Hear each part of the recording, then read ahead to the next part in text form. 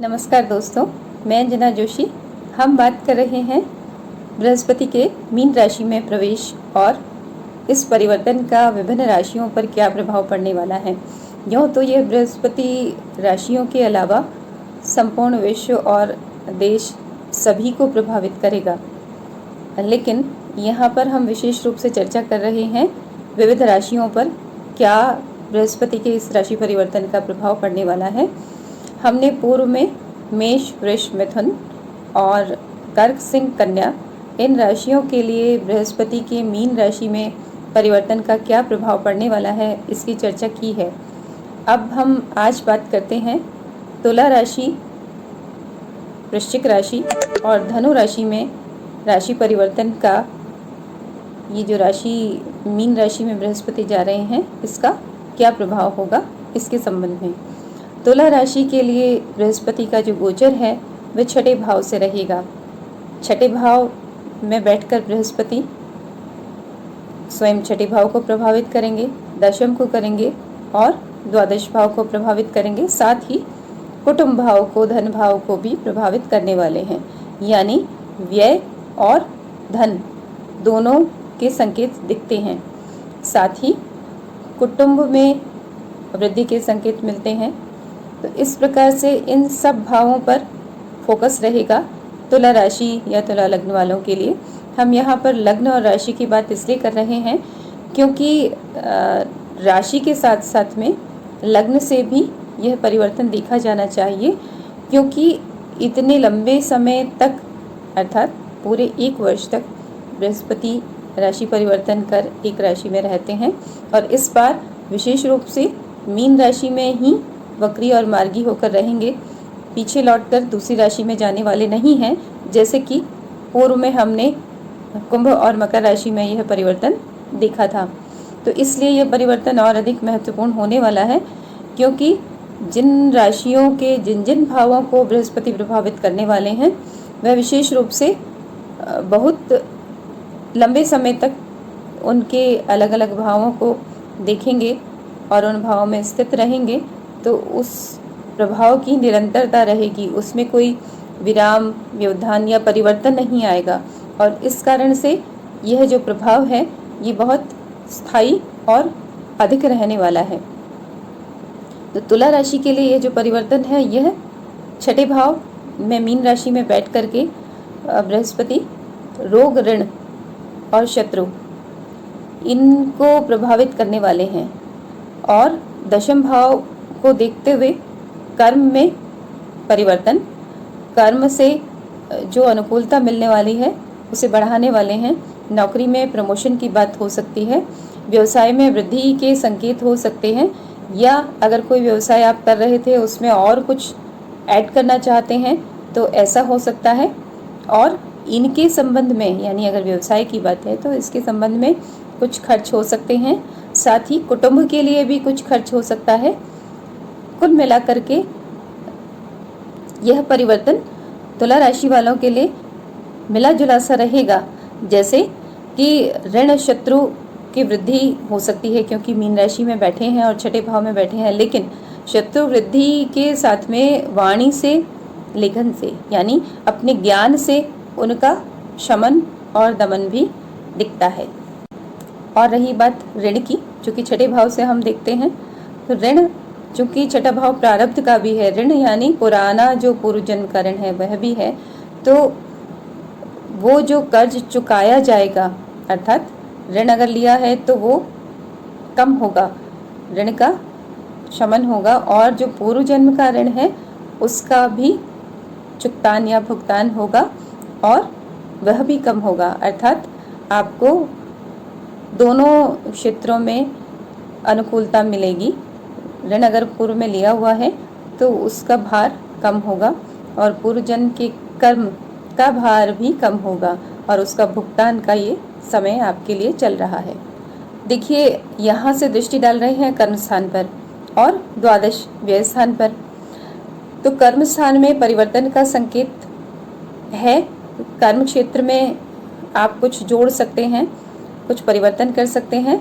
साथ ही उस पर उसका परिवर्तन की बात हम क्यों कर रहे हैं, क्योंकि द्वादश भाव भी साथ में जुड़ा हुआ है, जो कि स्थान परिवर्तन को भी इंगित करता है। इसलिए यह जो परिवर्तन है ये कुछ आवश्यक सा दिखता है कि कर्म क्षेत्र में, चाहे नौकरी है, चाहे व्यवसाय है, चाहे आप अपना कुछ काम कर रहे हैं, उसमें आप एक स्थान को छोड़ करके दूसरे स्थान पर चले जाएं, या कहीं ऐसा हो क्योंकि द्वादश भाव एक्टिवेट हो रहा है तो कहीं कर्म क्षेत्र को देश से छोड़कर विदेश में आप अपना क्षेत्र बना लें।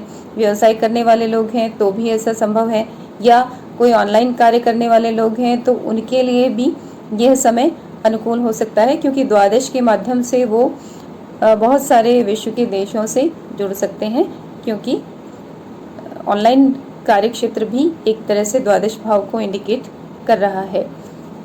दशम भाव में चूंकि बृहस्पति की उच्च राशि है, इसलिए विस्तार और परिवर्तन यह दिखाई देता है द्वादश भाव से और दशम भाव से।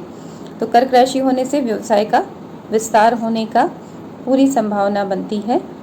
और साथ ही छठे भाव में जहाँ बृहस्पति बैठे हैं तो आप अपने विवेक से शत्रुओं का शमन कर पाएंगे। विवेक बुद्धि से आप अपने कार्यों को सफल कर पाएंगे और प्रतियोगिताओं में भी कहीं ज्ञान से सफलता प्राप्त कर पाएंगे। और ऐसा भी संभव है कि कार्यक्षेत्र से संबंधित किसी अध्ययन के लिए आपको विदेश जाने का अवसर मिले। छठे भाव में बैठे हुए जो बृहस्पति हैं, जैसा कि हमने पूर्व में कहा कि ये कहीं पूर्व जन्म के कर्मों को भी दिखा रहे हैं। तो इस स्थिति में अगर आप सेवा कार्य करते हैं, जो कि व्यय स्थान पर बृहस्पति की दृष्टि आपको कुछ खर्च करने के लिए प्रेरित करती है, तो अगर आप सेवा कार्य करते हैं, किसी चैरिटी में खर्च करते हैं, या अपने मन से किसी ऐसे स्थान पर कार्य करते हैं, तो आपके वो जो कर्म हैं उनका क्षय होता है, यानी वो भी कर्ज आपका चुकता है। और कुटुंब और धन भाव पर जो बृहस्पति की दृष्टि है, उससे आप कुटुंब में जो वृद्धि है वो संभव है। किस तरह से हो सकती है? कोई विवाह हो सकता है, कोई शुभ कार्य हो सकता है जहाँ पर आपका खर्च होने वाला है और कुटुंब की वृद्धि होने वाली है। इसी के साथ ही धन की दृष्टि से अनुकूलता भी आपको प्राप्त होगी, और उस अनुकूलता यानी धन की प्राप्ति होगी और खर्च भी होगा। इस प्रकार से धन की प्राप्ति और शुभ व्यय दोनों दिखाई देते हैं। 12वां भाव चूँकि दवाओं का भी है, हॉस्पिटल का भी है, तो कुछ स्वास्थ्य से संबंधित परेशानियां हो सकती हैं। जैसा कि छठा भाव कुछ पेट से संबंधित रोगों को संकेत करता है, तो अगर इस तरह के रोग की टेंडेंसी हो तो आपको सतर्क रहना चाहिए। कोई संकेत मिलता है तो जांच अवश्य करनी चाहिए। और साथ ही पत्नी या पति के स्वास्थ्य के संबंध में भी आपको ध्यान रखना चाहिए। कुटुंब वृद्धि कहीं विवाह से हो सकती है और किसी संतान की प्राप्ति से हो सकती है। किसी भी रूप में अगर आप विवाहित हैं या परिवार में कोई विवाह होता है, इस तरह से परिवार वृद्धि, कुटुंब वृद्धि के संकेत मिलते हैं। धन वृद्धि और कर्म क्षेत्र पर प्रभाव जो है, जो उच्च राशि में है, वो मान सम्मान और प्रतिष्ठा की वृद्धि दिखाता है। कुल मिला के तुला राशि के लिए यह गोचर अच्छा है। छठे में बैठ करके जो बृहस्पति नकारात्मकता कुछ क्षेत्रों में दे सकते हैं, तो उसके लिए आपको यह करना चाहिए कि आप विष्णु सहस्त्रनाम का पाठ करें, क्योंकि बृहस्पति के जो अधिष्ठाता देवता हैं वो विष्णु हैं। और साथ ही पीली वस्तुओं का, पीले वस्त्र का या पीली मिष्ठान जो कि बृहस्पति को पसंद है, उनको आप धर्म स्थान पर चढ़ाएं। साथ ही कुछ वृद्धजनों की सेवा कर सकते हैं। वृद्धजनों के लिए कहीं आपके लिए संभव हो किसी ऐसे स्थान पर, वृद्धाश्रम में, वहाँ पर उनकी सहायता कर सकते हैं। गुरुजनों का सम्मान करेंगे। गुरुजनों के लिए आप प्रिय वचन और उनकी प्रिय वस्तुएं उनको भेंट करें। इस प्रकार से तुला राशि वाले ये जो बृहस्पति का छोटा सा संकेत कुछ नकारात्मक दिखता है, उसे भी अनुकूल कर सकते हैं। कैसे? व्यय के लिए सेवा करके, दवा करके किसी की, और छठे भाव में रोग को ध्यान रखें। अब बात करते हैं मित्रों वृश्चिक राशि की। वृश्चिक राशि के लिए गुरु का गोचर पंचम भाव से रहेगा।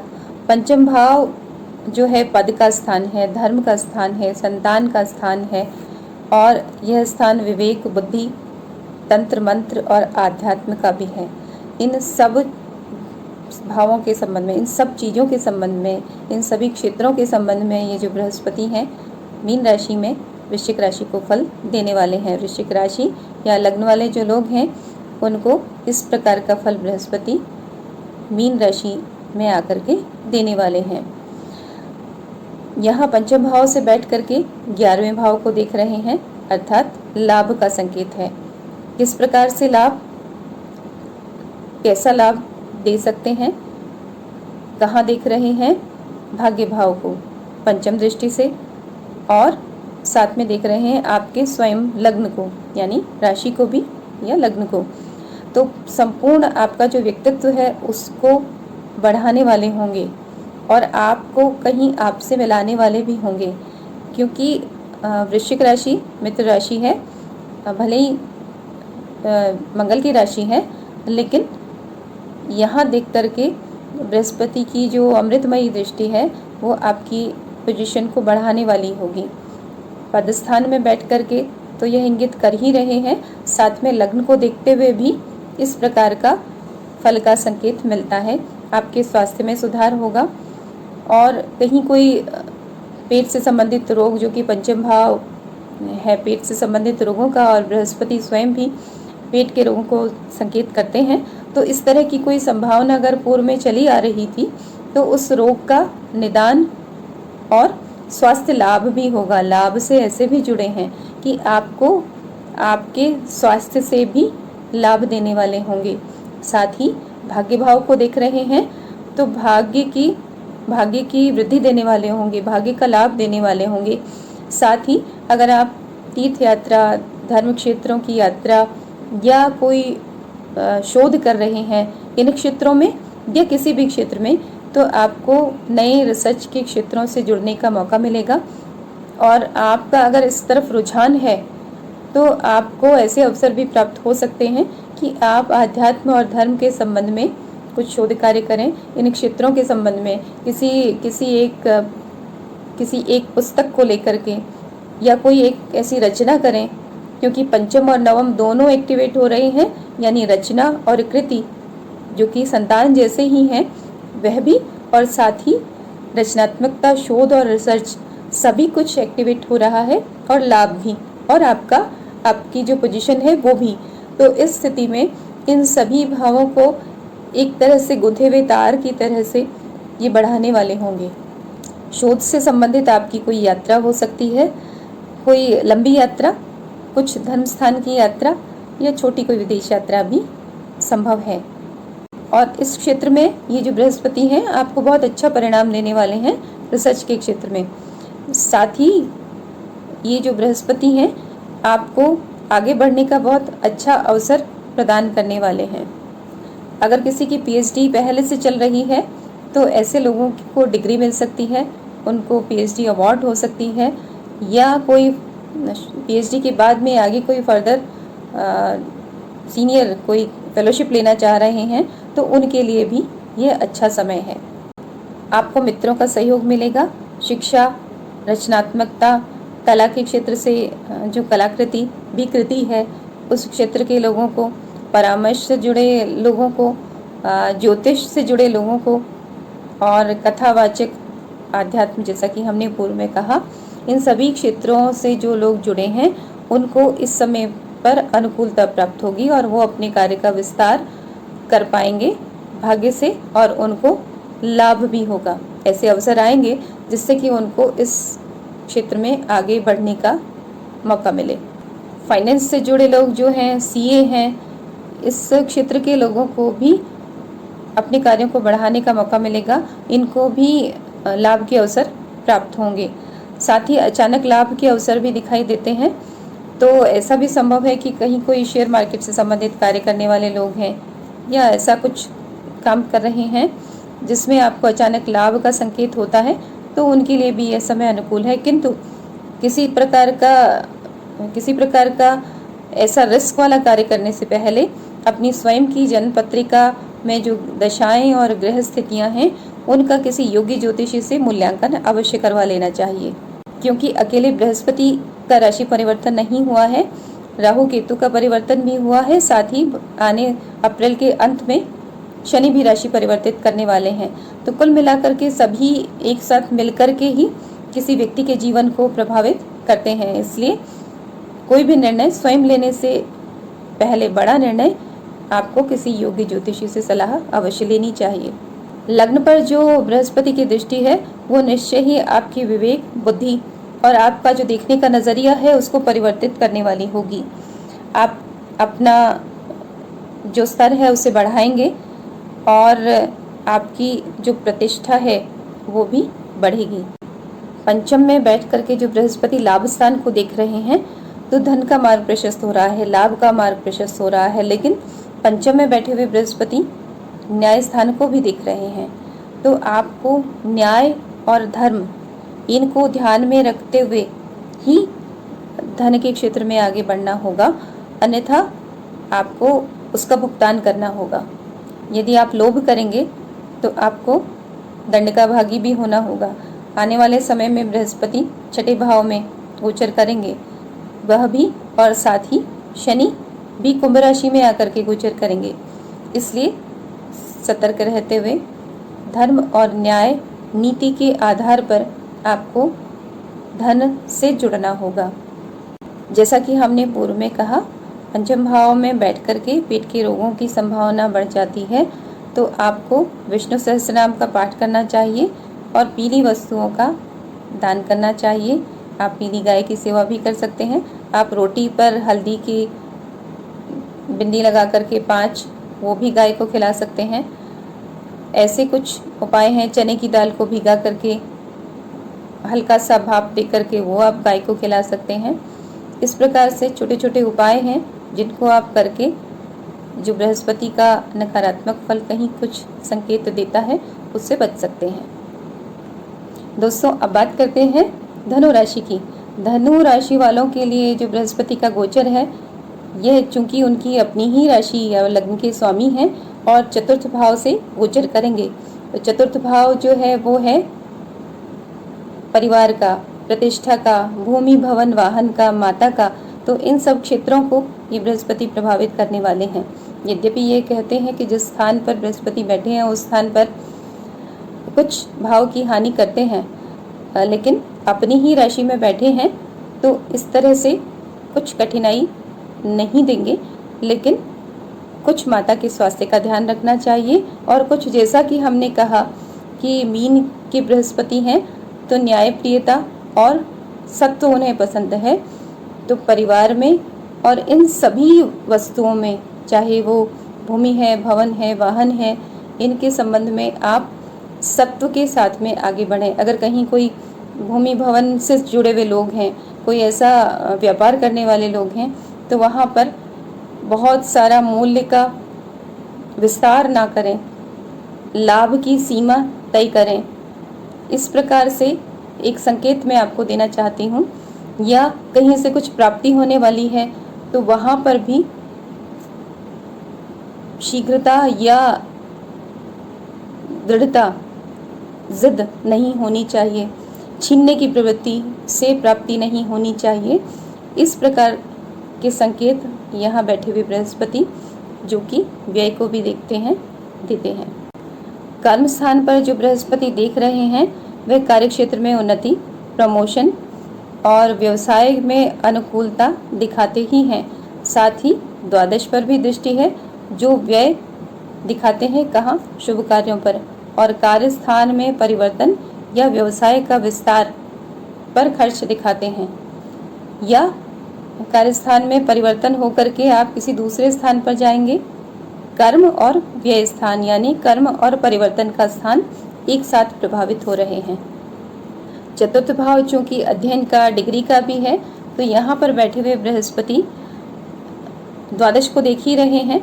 तो इन क्षेत्रों में या किसी भी क्षेत्र में, यानी धर्म के क्षेत्र में या अध्ययन के किसी भी क्षेत्र में जुड़े हुए लोग जो विदेश जाकर के अध्ययन करना चाह रहे हैं और कोई प्रयास कर रहे हैं और कर रहे थे पूर्व में, या आगे करना चाहते हैं तो इस वर्ष में उनको यह अनुकूलता प्राप्त होना बहुत संभव है। जहाँ तक विदेश में जाकर के सेटल होने की बात है, बाहर जाके बसने की बात है, तो उसके लिए आपकी अपनी पत्रिका में इस तरह का योग है अथवा नहीं, वह देखना बहुत आवश्यक है। विदेश जाना और उसमें जाकर के वहीं रहना, दोनों में बहुत अंतर है। अध्ययन के लिए जाना, यह संभावना दिखती है, 1 वर्ष का समय है, इस समय में आपको कोई सफलता मिल सकती है। साथ ही वहाँ जाकर के रहना स्थायी रूप से, उसमें निश्चित रूप से आपको आपकी कुंडली में जो ग्रह योग हैं उनका सहयोग आवश्यक है। क्योंकि द्वादश पर दृष्टि है तो धर्म स्थान की यात्राओं में, धर्म पर या कहीं विदेश यात्रा में कोई आपने ट्रिप प्लान किया है उस पर खर्चा हो सकता है। साथ ही आपको वाहन चलाने में भी सावधानी रखनी चाहिए। और भूमि, भवन, वाहन अगर खरीदने वाले हैं तो व्यय तो होने ही वाला है, तो वहाँ भी व्यय होगा। यदि आप ध्यान और आध्यात्म के क्षेत्र से जुड़े हैं, गूढ़ विद्याओं से जुड़े हैं, साधना के क्षेत्र से जुड़े हैं, तो आपको यह समय बहुत अनुकूलता देने वाला है और आपको साधना के क्षेत्र में गहराइयाँ प्राप्त हो सकती हैं। गूढ़ विद्याओं के अध्ययन का आरंभ हो सकता है, उसमें रुचि का आरंभ हो सकता है। कहीं थोड़ा बहुत अध्ययन आप करते थे तो आप उसको बहुत सिस्टमेटिक अध्ययन आप कर सकते हैं, क्योंकि चतुर्थ भाव और अष्टम भाव भी दोनों ही प्रभावित हो रहे हैं। और आप इसको अपना कर्म क्षेत्र भी बना सकते हैं, क्योंकि कर्मस्थान भी प्रभावित हो रहा है। पैतृक संपत्ति की प्राप्ति के योग बनते हैं। यदि पेट से संबंधित कोई रोग हैं तो उनके लिए सतर्क रहना चाहिए, क्योंकि उनके संबंध में भी खर्च की संभावना बनती है। पत्नी के परिवार पर कुछ व्यय हो सकता है, उसके लिए भी आपको तैयार रहना चाहिए। पत्नी या पति, अगर ऐसी कोई बीमारी की टेंडेंसी है किसी उस परिवार में तो वहाँ पर भी कुछ खर्च हो सकता है। आपके जीवन में अगर इस तरह के किसी रोग के संकेत हैं आपके स्वयं के शरीर में, तो उसका इस समय पर ज्ञान हो जाएगा कि क्या रोग है जिसके कारण से पेट में परेशानी है, या जो भी ऐसी कोई परेशानी है जिसके बारे में कुछ समझ में नहीं आ रहा है, तो वो चीज़ स्पष्ट होगी और उसका इलाज भी होगा। आपको कोई पुरानी प्रॉपर्टी प्राप्त करने का अवसर बनता है और आपको माता के स्वास्थ्य का ध्यान रखना चाहिए, क्योंकि मीन के बृहस्पति चतुर्थ भाव में बैठे हुए हैं, तो वहाँ पर कुछ स्वास्थ्य से संबंधित परेशानी माता को दे सकते हैं। परिवार में आपको परिवारजनों का भी ख्याल रखना चाहिए। कर्म पर ही पूरी तरह से केंद्रित नहीं होना चाहिए। कोई साधना से जुड़ा है तो साधना पर ही पूरा ध्यान नहीं जाना चाहिए। आपको परिवार स्थान, जो सुख स्थान है, जो परिवार का स्थान भी है, उसको अवॉइड इस समय पर नहीं करना है। यह एक बात है। आपको विष्णु सहस्त्रनाम का पाठ करें या विष्णु के शतनाम का पाठ करें, अथवा धर्म स्थान पर नियमित रूप से विष्णु भगवान के मंदिर में गुरुवार को आप दर्शन करें, और वृद्धजन या गुरुतुल्य जो हैं उनको कुछ भेंट करें या उनकी सेवा करें, जैसा भी अवसर हो। सेवा से मतलब हमारा यह कहने का तात्पर्य नहीं है कि वहाँ जा कर के उनके घर में बैठ के ऐसा कुछ सेवा करें, ये तात्पर्य नहीं है। जैसे गुरु को कोई कार्य है तो उसके निमित्त आप प्रस्तुत रहें, उनकी सहायता करें, यह भी सेवा में ही आता है। या गुरु ने कुछ आदेश किया तो कोशिश करें कि उनकी सहायता करें उसको पूरा करने में। यह भी सेवा ही है। जैसे कहीं गुरु ने कहा कि मुझे 2000 लोगों को खाना खिलाना है, तो आप उनके कार्य में उनका सहयोग करें। कहने का तात्पर्य, इस प्रकार से आप सहयोग करेंगे तो भी आपकी गुरु की गुरुता बढ़ेगी और आपके बृहस्पति अनुकूल होंगे। तो मित्रों, पुनः मिलेंगे फिर अगली 3 राशियों के लिए, मकर, कुंभ और मीन। तब तक के लिए नमस्कार। और यदि आपको हमारी यह बात अच्छी लगती है, हमारा ये वीडियो पसंद आता है, तो इसे लाइक करिएगा। और आपको लगता है कि आप इसे मित्रों के साथ शेयर कर सकते हैं, उनको भी लाभ होगा, तो आप मित्रों में शेयर करिए। और अगर कुछ और बात हमसे पूछना चाहते हैं तो निश्चय ही हमें कमेंट में लिख करके पूछिए। धन्यवाद। अपनी राय अवश्य भेजें और हम आपके सहयोग से ही आगे बढ़ने वाले हैं। तो आप इस ज्ञान के विस्तार में सहायता करें। नमस्कार, धन्यवाद।